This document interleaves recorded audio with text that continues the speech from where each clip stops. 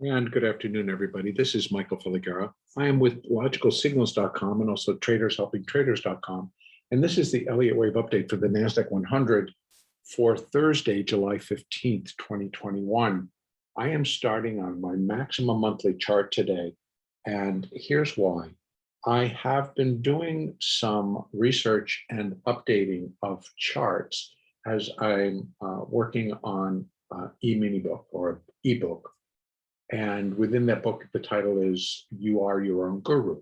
And so what the whole plan of the book is that I'm going to be talking about Elliott Wave principle and Fibonacci sequences and the combination of the two, the characteristics of the waves, and then some advanced charting with using Fibonacci.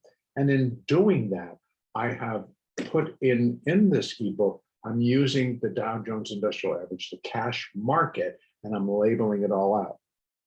So I went back and I re-looked at, I have original copies of R.N. Elliott's work called the Wave Principle. And so I've gone back in there to realize that he actually had labeled the crash of 1929 as a grand supercycle wave one. And so when I was trying to put together the count for the NASDAQ, I had labeled these as cycle. And so that meant that these were primary and these were intermediate, these were minor.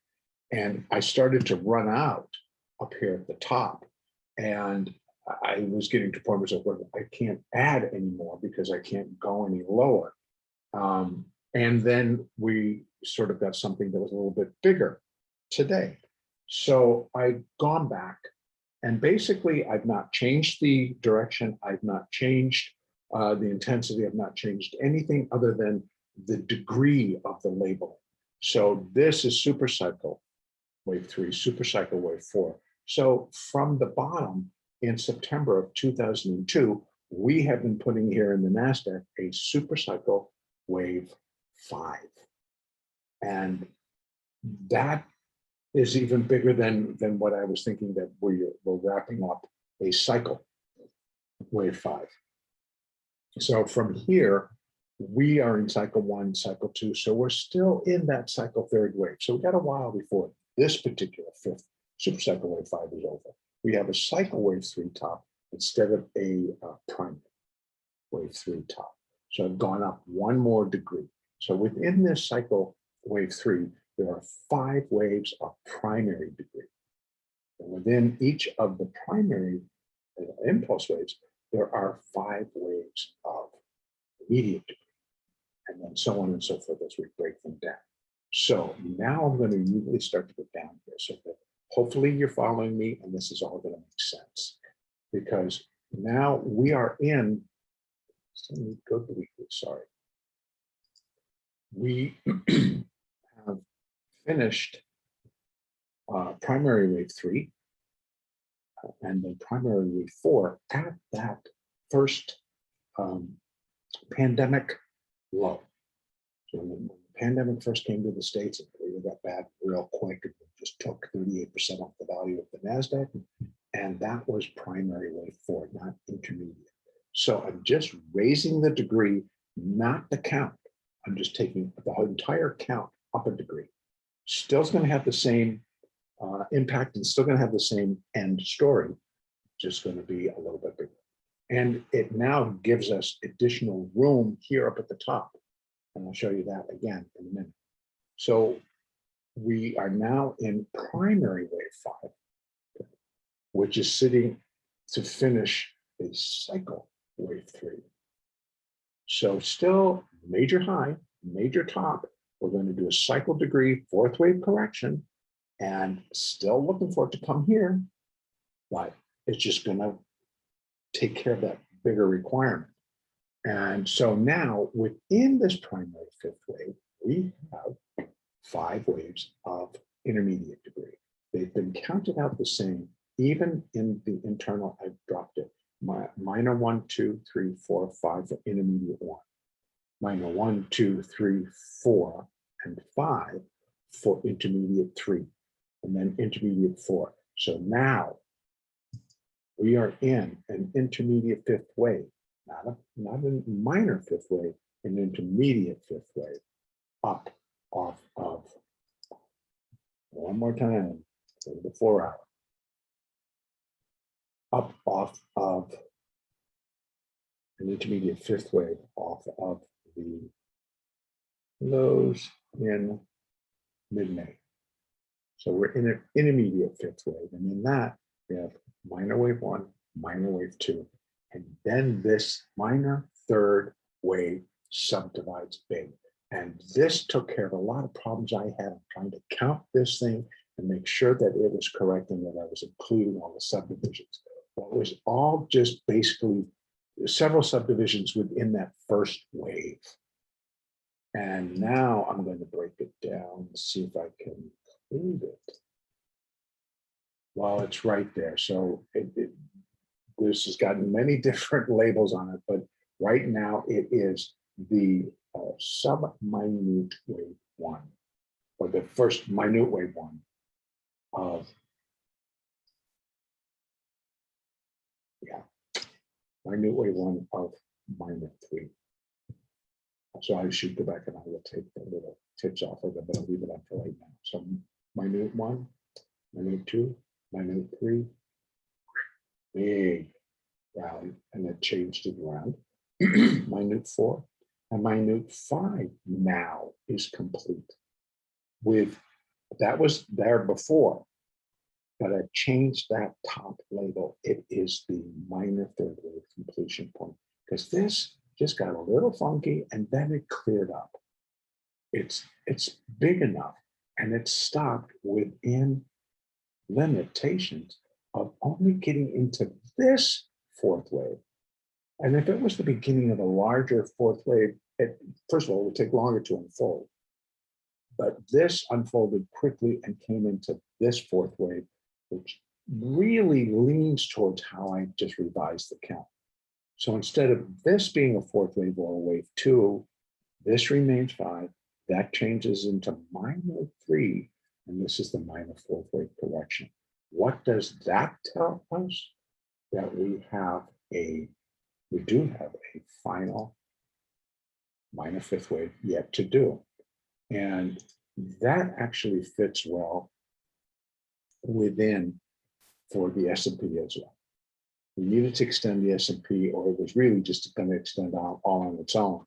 And each time you're expecting a serious drop, you see it gets started, but it stops on a dime. I mean, this, as far as the third wave, did come into where I had suspected that it would, but it's now beginning to rally back up, and it's going to start to cross over. So if it comes back down in what I would perceive as a fifth wave from here, like 1, 2, 3, 4, 5, then I'm going to leave this as an A, B, C, and stick that minor wave 4 underneath there.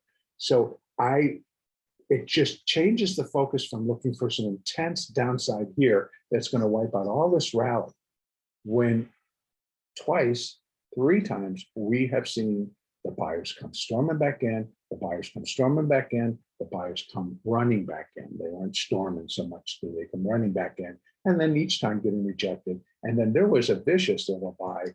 Let me open this up if I can so you can see it.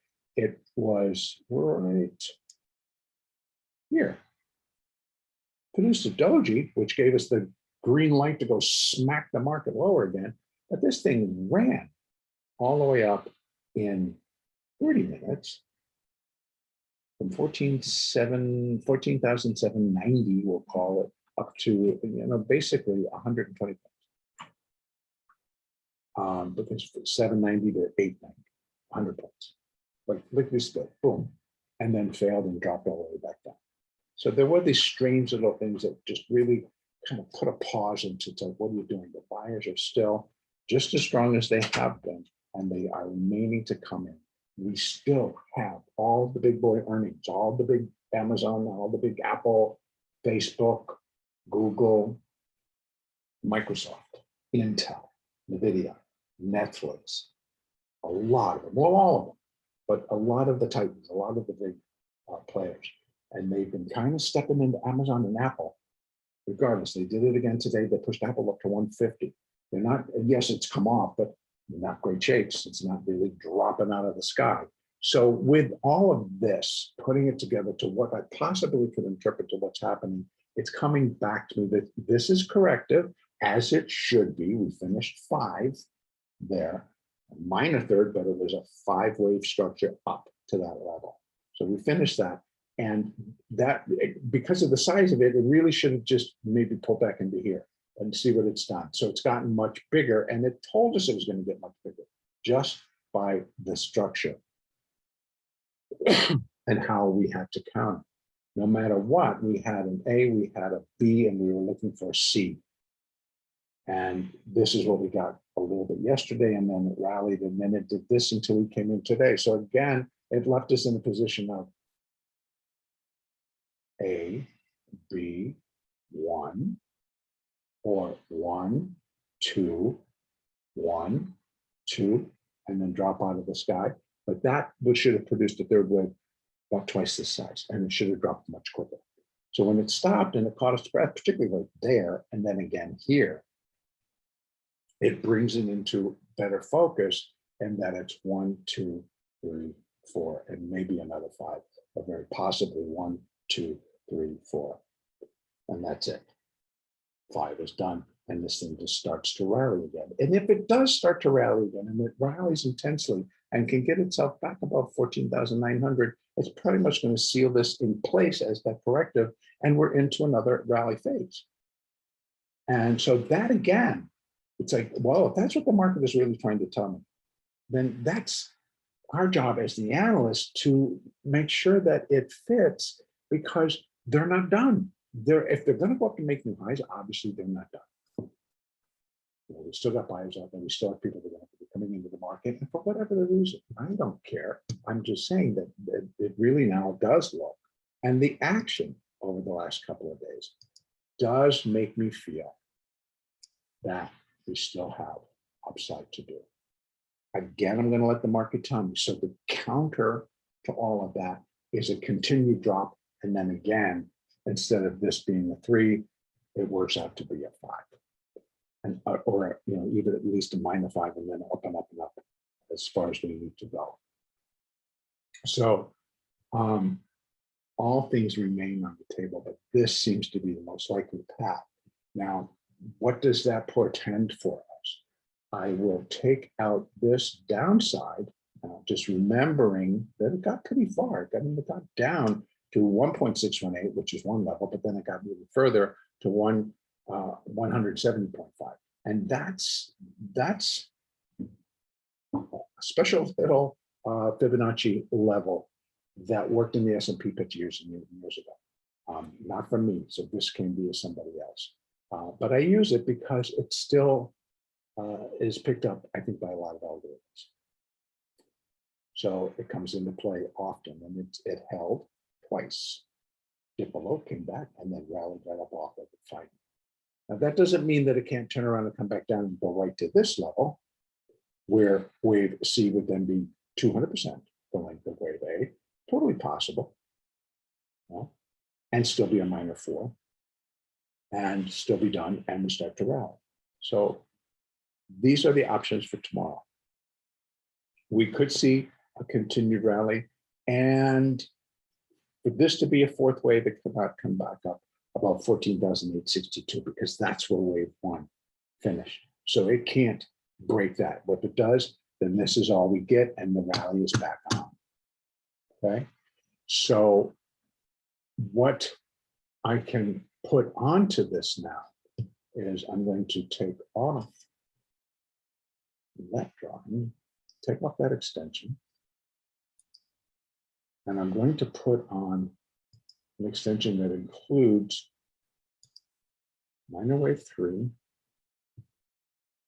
and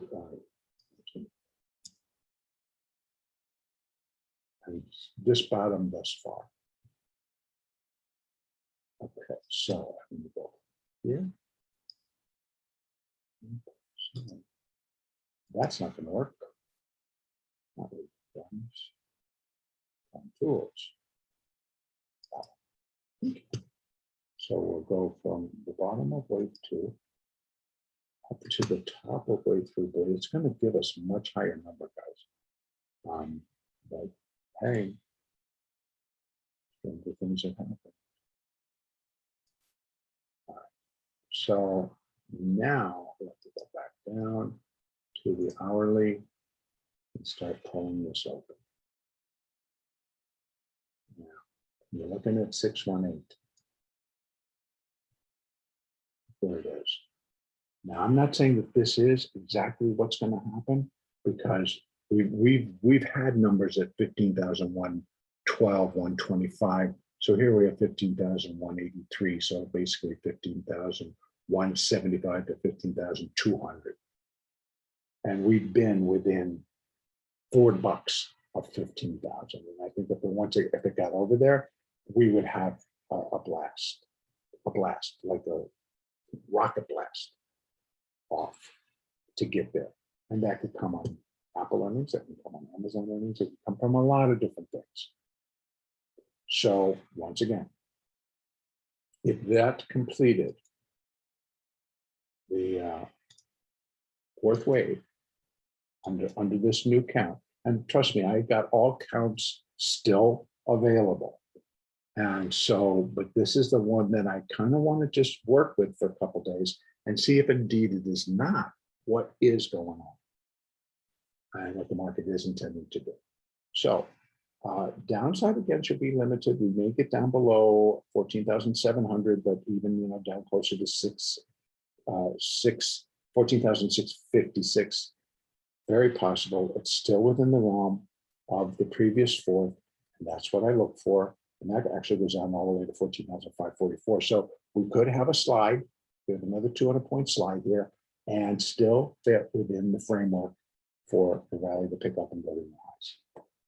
So once again, I've at least changed the 5 and put a 3 above it so that we can kind of get some ideas on what the market may be trying to tell us. But if I have to leave this as a 5, then this definitely is going to just keep on going, because it's got to build in past here, and then we're going further into the next 4, which is all the way back down. So there would be a lot of downside. And I think that the market still can do that, but then this would be the next area. And we're talking like we're starting to break below 14,000. And if it gets there, we'll know that this rally is over, and we'll change it. We'll pull it in and it will work. And then we'll be able to space this out and figure out what levels are coming. Right now, I am still going to play the downside, but look for a turn. We do have some additional that can get down here, and we'll go from there. Upside, we have several levels that are within this that are going to be intraday levels. The moving average is likely going to track them out. We can put different Fibonacci, not extensions, just retracement from here to here. So we have some ideas on what might stop this on the way up. Right now, once we get back above 14,000, it should be pretty clear sailing. It might have some resistance at 960, some additional resistance at 975, and then on its way up to 15,000. And of course, there are more, and I will put more Fibonacci together when we have chart points to do it. So I'm going to leave it there. And the next update will be on Sunday. Have a good trading day tomorrow.